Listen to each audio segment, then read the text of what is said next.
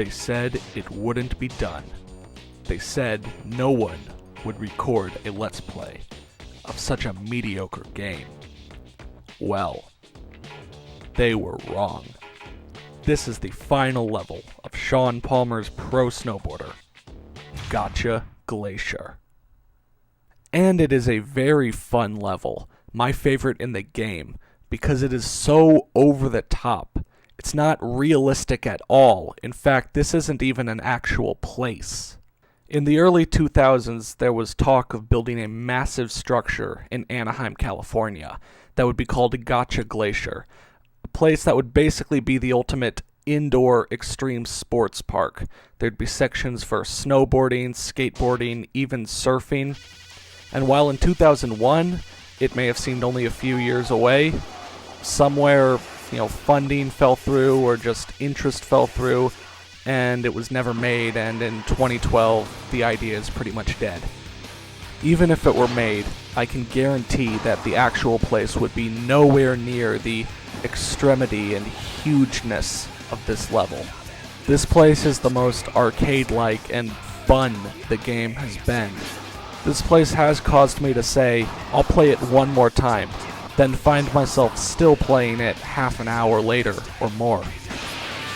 There are half pipes that run down almost the entire middle of the course. There are other big set pieces, like the cafe suspended high above the course that leads to a massive jump. In fact, cool places that are up above the course and you have to get to somehow is a recurring trend throughout the level.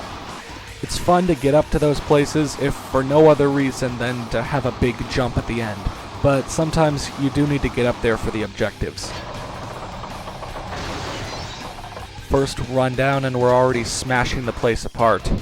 If you didn't see earlier, our 3 unique goals are to bring down the man, collapse the bridge, and transfer on the G-train, you dig?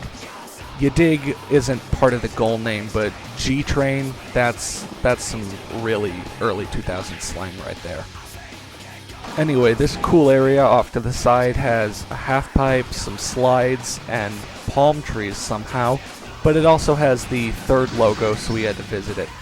If you're in this level just to take in the sights and not go for the goals, it's easy to miss that section.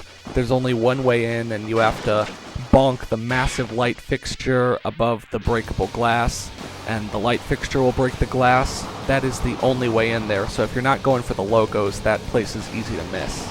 Even if you are going for the logos, but you don't know that there's one in there, or that that place even exists, the game is expecting you to be privy to all its little tricks, and to bonk any and all large objects that you see. This run, we're also collapsing the bridge. You do that by climbing onto the bridge, then grinding its supports. The bridge will fall and offer a nice way up to this section to the right, which has a lot of quarter pipes, but also the 4th logo. And I grind the wrong rail and try again, and the next 15 seconds is me just getting the logo. This place is sort of like a central hub for me. I need to get up to the area with the broken light fixture several times for several goals, and so I need to be to the right of the course.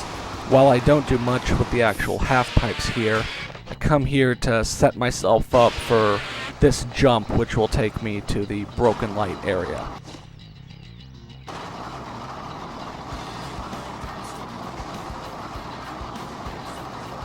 There's usually more than one way to get to a certain area in this level.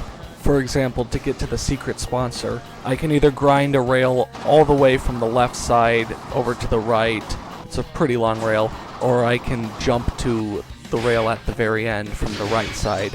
Either way, set myself up to get the same exact thing. The 6 score is at 1 million points, but with 5 minutes on the clock and the entire level at your service, you should be able to get that without too many problems.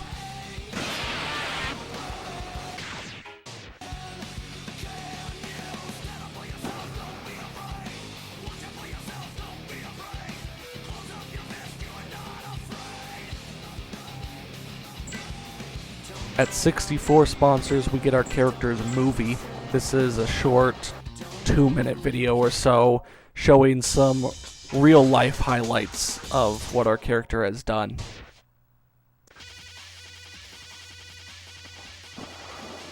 For the other objectives, we have Bring Down the Man and Transfer on the G-Train.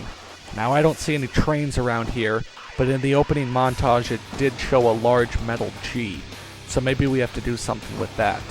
And also, Bring Down the Man was posted over a large, ominous billboard of Shaun Palmer himself, so I don't think that will be standing by the end of this run.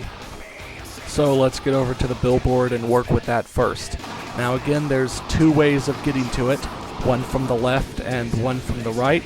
I find the one from the right easier, so again, we're going up to this section and then jumping down, because we have to get back up to the area with the light and the glass.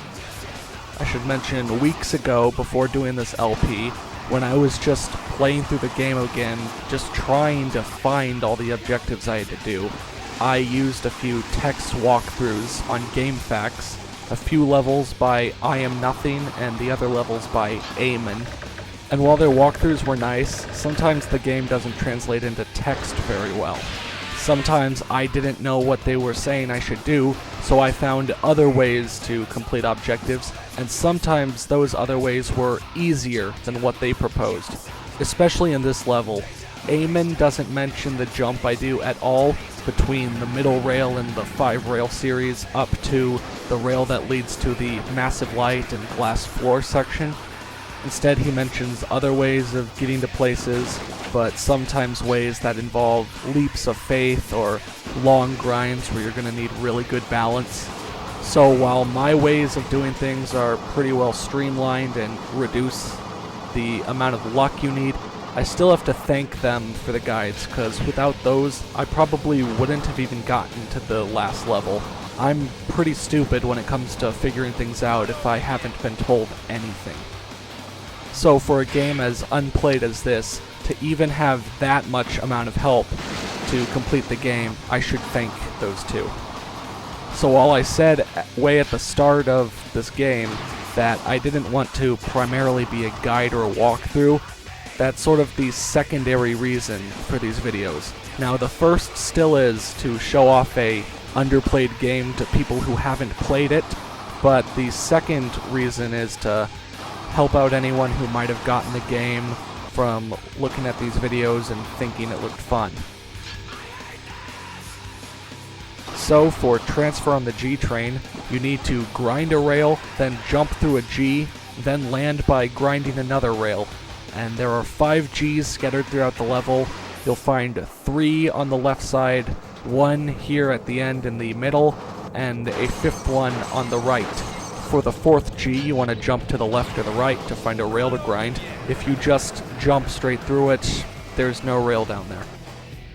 But the 5th G is actually by the cluster of 5 rails I use when I take the middle rail for the shortcut. Instead of jumping up to the higher path, keep grinding that middle rail, and you'll come to the 5th G.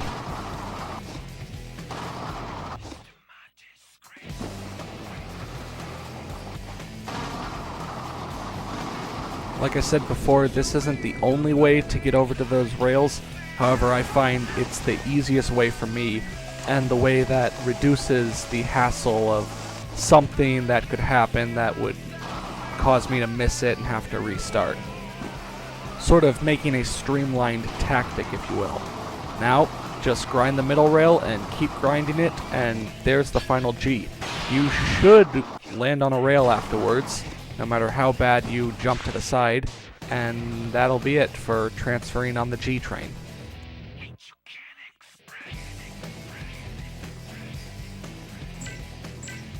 With just one sponsor left, we are this close to getting all the sponsors in the game. We have one speed challenge left, and this speed challenge really steps it up. This challenge is not as lenient as the ones that came before it, and you will have to hustle to the end. You'll also have to get 150,000 points, something that's no small goal when you can't stop anywhere for very long at all. So if you have a special flip or a special grab, use them. You'll make it easier on yourself. So from the start, take the first jump to get points, but then stay to the right side. Don't stay to the far right side, but stay to the section that's below the other section. Go straight afterwards, sticking close to the wall on the right.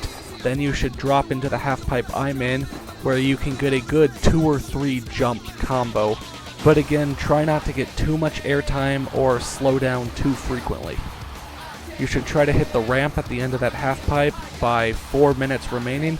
I hit it at 4:05 and I finished with 6 seconds left. So that's a good marker of whether you'll make it or not.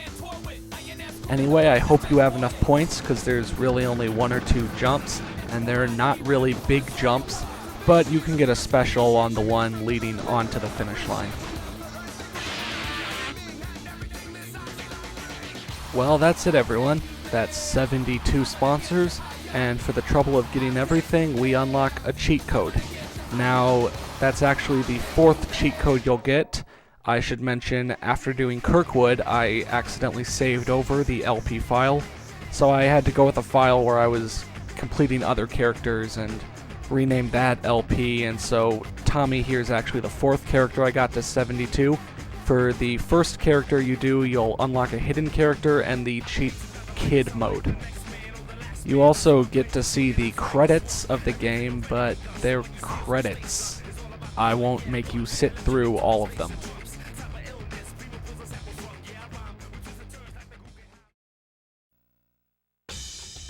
Thank you for watching my Shaun Palmer Let's Play, if you did, and the next game I will be covering will be revealed soon, so stay tuned.